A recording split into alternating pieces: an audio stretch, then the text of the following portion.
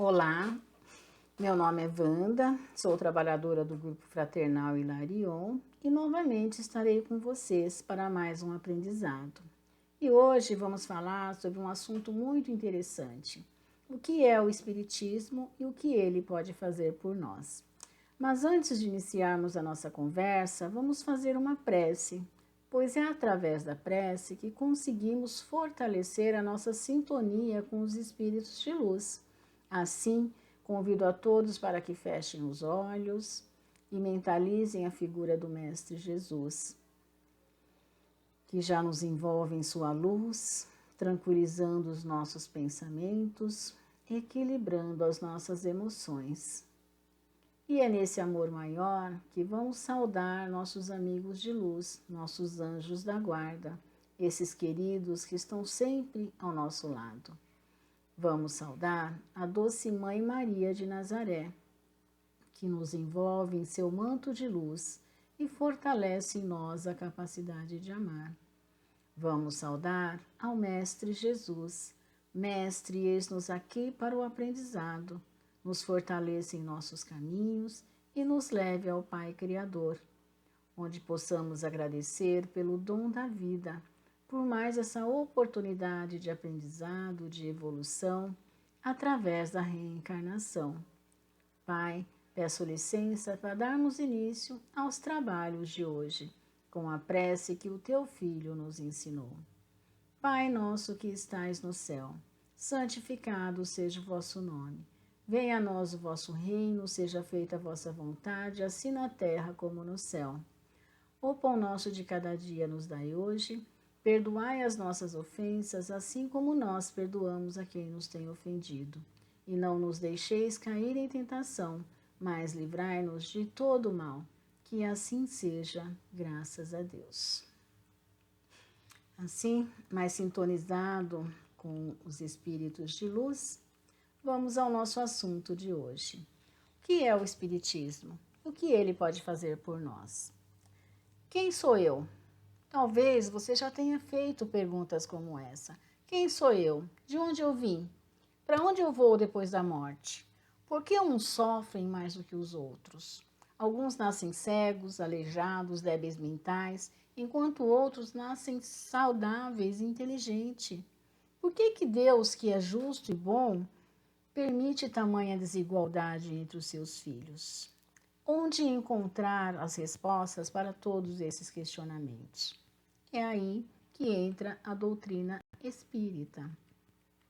O conhecimento do Espiritismo nos traz uma visão mais racional e simples da vida. Para a doutrina espírita, nós somos responsáveis por nós mesmos e tudo o que nos acontece é resultado da nossa própria conduta. Não existe um Deus bravo que castiga os maus. São os próprios homens, utilizando o seu livre-arbítrio, que se colocam em situações difíceis. A doutrina espírita, ela ensina que não há castigos eternos, permitindo-nos sempre iniciar uma transformação íntima para melhorar, para evoluir. Mas afinal, o que é o Espiritismo? O Espiritismo é uma doutrina revelada pelos espíritos superiores, utilizando médiums e organizada, codificada por um educador francês conhecido pelo nome de Allan Kardec, lá no século passado.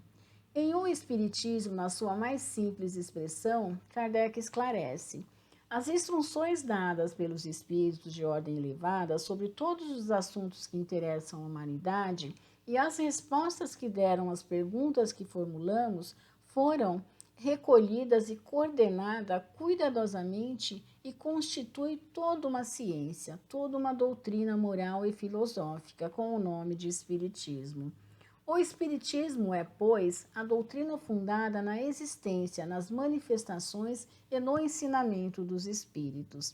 Esta doutrina acha-se exposta de maneira completa no Livro dos Espíritos, em seu aspecto filosófico, no Livro dos Médiuns, em sua parte prática e experimental, e no Evangelho segundo o Espiritismo, em seu aspecto moral. O Espiritismo é, portanto, ao mesmo tempo filosofia, ciência e religião. Por que ciência? porque estuda, à luz da razão e usando critérios científicos, os fenômenos mediúnicos, ou melhor, os fatos que colocam os homens em contato com os espíritos, ocorrências essas que nada têm de sobrenatural, porque estão dentro do contexto dos fatos naturais, nada apresentando de milagroso. Todos os fenômenos, mesmo os aparentemente mais estranhos, têm explicação científica. Não existe o chamado sobrenatural no Espiritismo. Por que filosofia? Porque dá uma interpretação da vida, isto é, responde aquelas perguntas como de onde eu vim, o que eu faço no mundo, para onde eu vou, qual a razão das desigualdades entre as criaturas. É uma filosofia porque admite a existência de um princípio espiritual no universo, além do princípio material. Equivale a dizer que o Espiritismo não vê só o ser humano, não apenas o corpo material, de carne e de osso, mas também aquilo que as religiões há muitos séculos deram o nome de alma. Por que religião? Porque tem por objetivo a transformação moral dos homens, com base nos ensinamentos de Jesus, na sua simplicidade e no seu amor. Quais os fundamentos do Espiritismo? Os fundamentos do Espiritismo são a existência de Deus, a imortalidade da alma ou espírito, a reencarnação e a comunicação dos espíritos. A existência de Deus é a base do Espiritismo. No Livro dos Espíritos, Allan Kardec, logo na primeira pergunta feita por ele aos espíritos, é justamente essa: o que é Deus? E os espíritos superiores respondem que Deus é a inteligência suprema, causa primária de todas as coisas. Deus é eterno, imutável, imaterial, único, onipotente, soberanamente justo e bom. Criou o universo, que abrange todos os seres, animados e inanimados, materiais e imateriais. A imortalidade da alma ou do espírito. A imortalidade da alma nos mostra que somos espíritos imortais, nascidos simples e ignorante, com aptidão para o bem ou para o mal, com destinação à perfeição e à felicidade. O espírito é o princípio inteligente do universo, criado por Deus para evoluir e realizar-se individualmente pelos seus próprios esforços. Como espírito, já existíamos antes do nascimento e continuaremos a existir depois da morte do corpo. Reencarnação. O Espiritismo defende a reencarnação como uma forma de ajudar na evolução espiritual. É por meio de diversas encarnações que o espírito tem a chance de melhorar. Quem pratica o bem evolui mais rápido.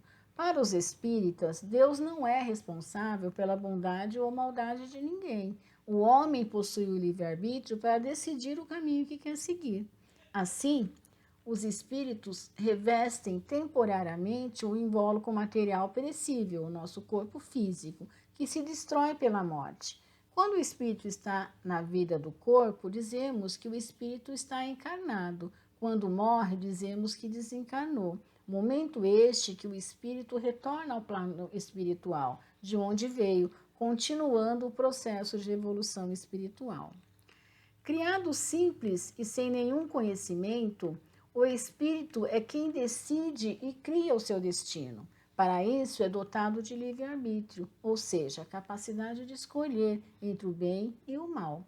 Tem a possibilidade de se desenvolver, evoluir, aperfeiçoar-se, tornar-se cada vez melhor e mais perfeito. Nós não nos lembramos das existências passadas, e nisso também se manifesta a sabedoria e a bondade de Deus.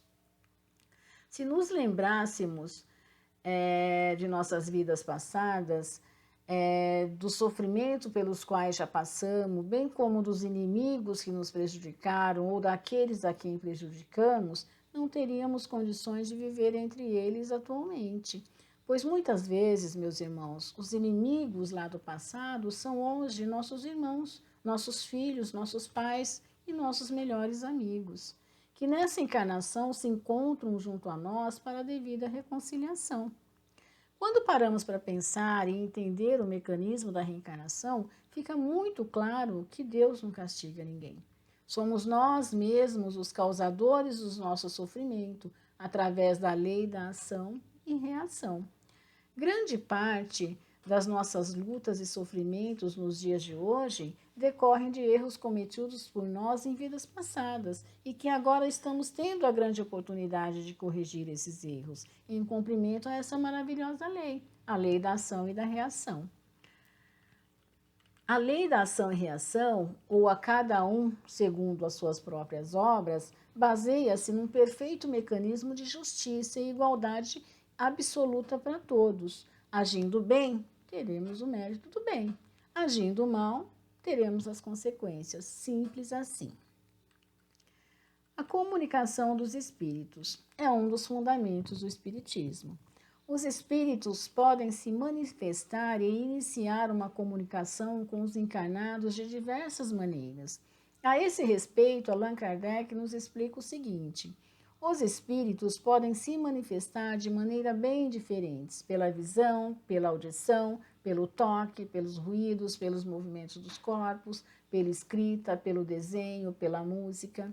Ari Ramos, em uma de suas publicações, nos traz um entendimento bem prático dessa questão.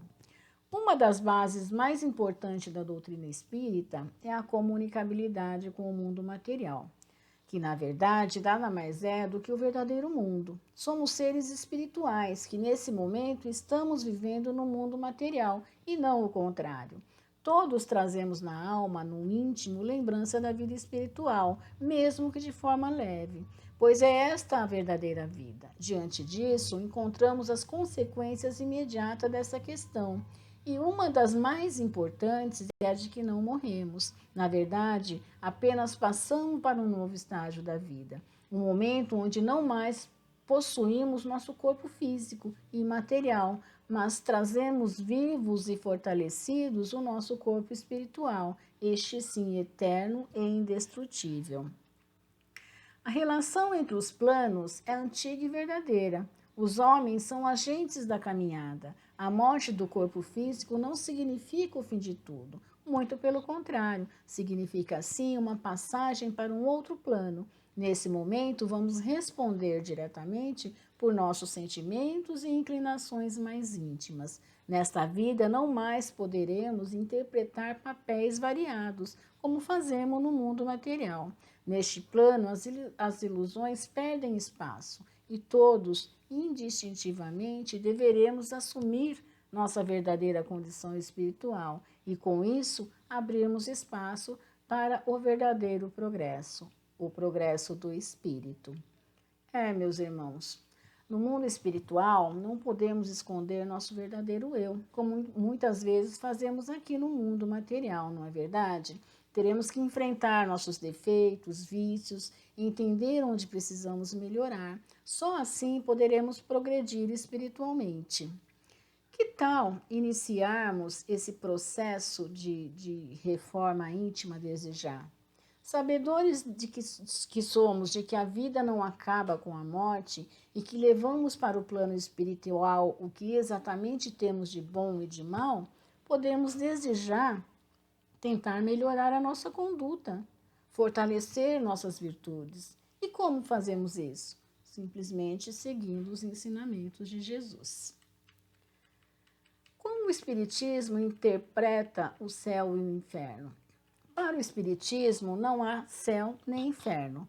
Existem, sim, estados de consciência, estados de alma, que podem ser descritos como celestiais ou infernais. Para o Espiritismo, não existe também anjos e demônios, mas apenas espíritos superiores e espíritos inferiores, que também estão a caminho da perfeição, os bons se tornando melhores e os maus se regenerando. Na pergunta 1006 do Livro dos Espíritos, Kardec interroga aos espíritos sobre o sofrimento eterno dos espíritos indébitos. Poderão durar eternamente o sofrimento dos espíritos? Poderiam, se ele pudesse ser eternamente mau, isto é, se jamais se arrependesse e melhorasse, sofreria eternamente. Mas Deus não criou seres tendo por destino permanecer voltado ao mal. Apenas os criou a todos simples e ignorantes, tendo todos, no entanto, que progredir em tempo mais ou menos longo, conforme decorrer da vontade de cada um. É isso, meus irmãos. O nosso sofrimento, ele é reflexo do nosso orgulho em não reconhecer e aceitar os próprios erros, em nosso egoísmo em não perdoar nosso próximo e a nós mesmos, em julgar com prepotência e falta de amor, enfim, em não seguir os ensinamentos do Mestre Jesus. Mesmo assim, Deus não se esquece de nenhum de seus filhos, deixando a cada um o mérito das suas próprias obras. Somente desta forma podemos entender a suprema justiça divina.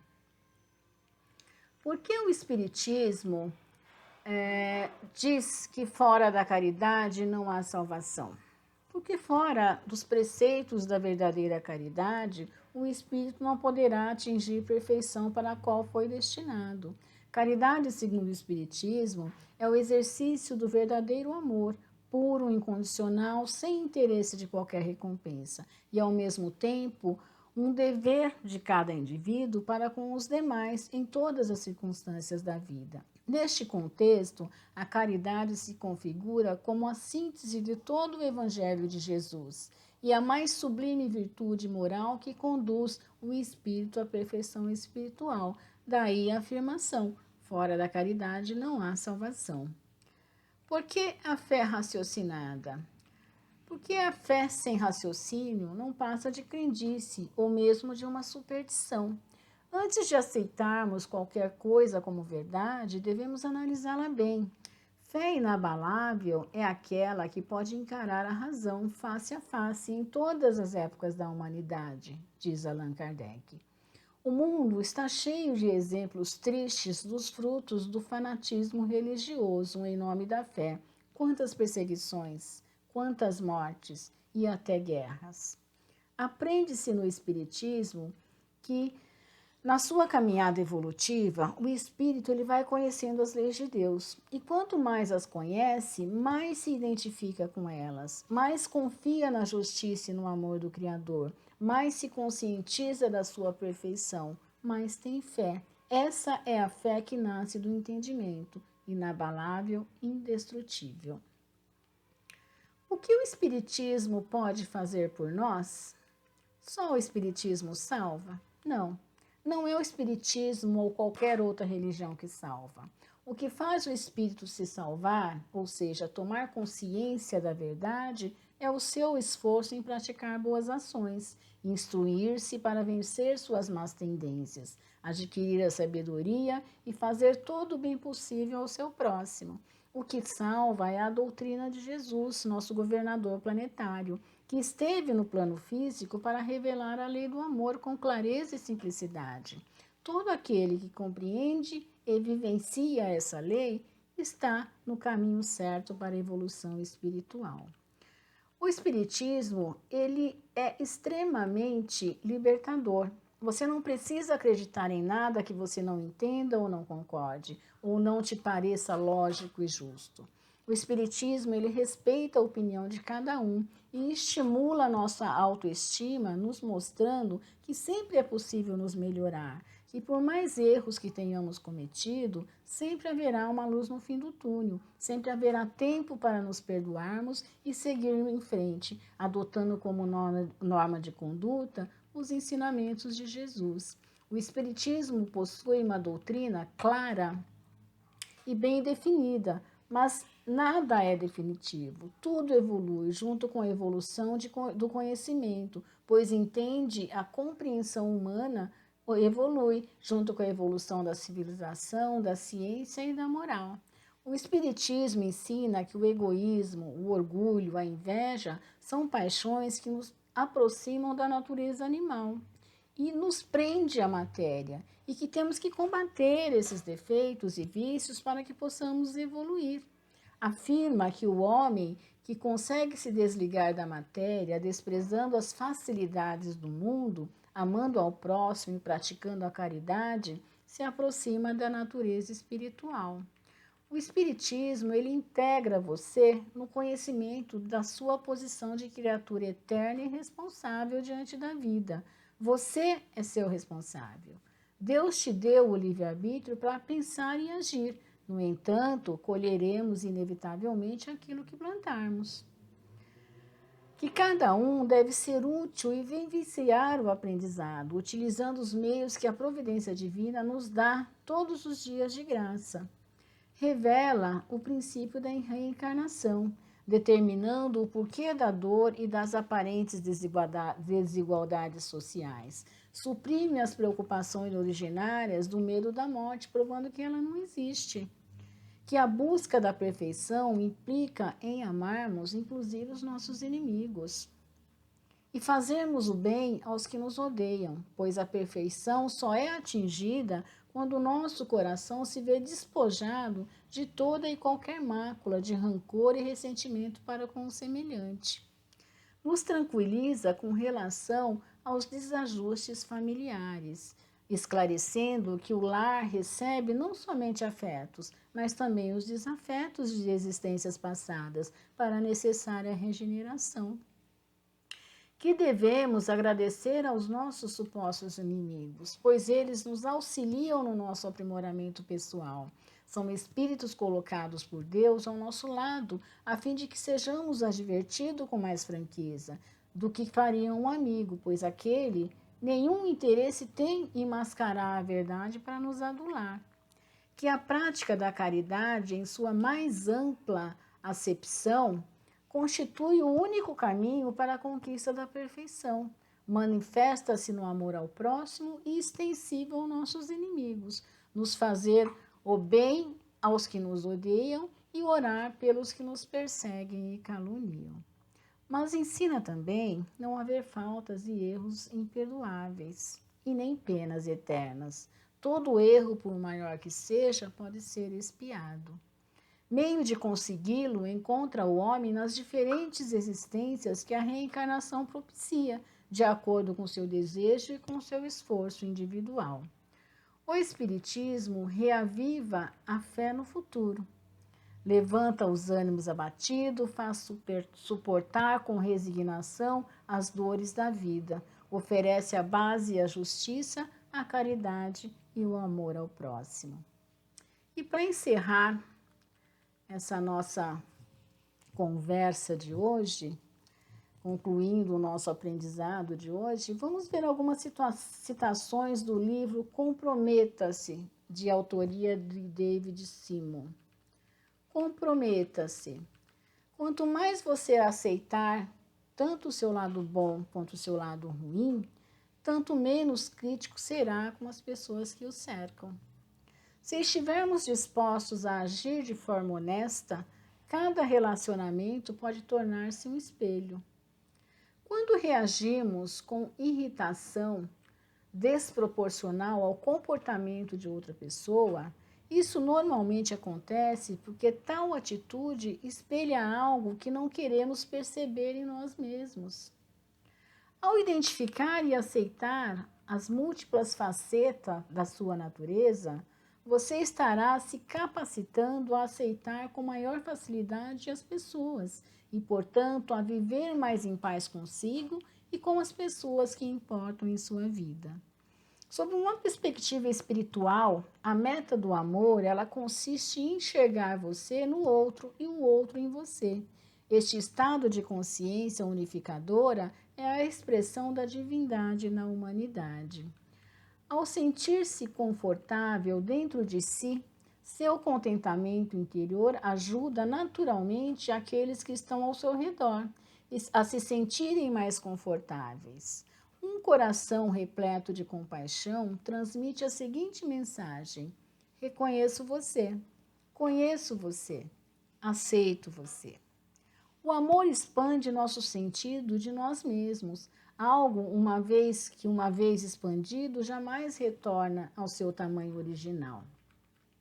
Uma vida desfrutada com amor é a única vida que vale a pena. Como citado em Coríntios, sem amor, o conhecimento e a caridade são vazios. Entre a fé, a esperança e o amor é maior. Comprometa-se a amar sob todas as expressões. Meus irmãos, era esse o assunto que eu tinha para falar com vocês hoje. Foi muito bom estar aqui de volta mais uma vez para mais esse aprendizado. Vamos encerrar elevando novamente nossos pensamentos ao Mestre Jesus, nos unindo no seu amor e desejando amorosamente o bem universal, desejando amorosamente muita luz para o planeta Terra, muita luz para toda a humanidade. Que o Mestre Jesus nos abençoe hoje e sempre. Muito obrigada e até a próxima.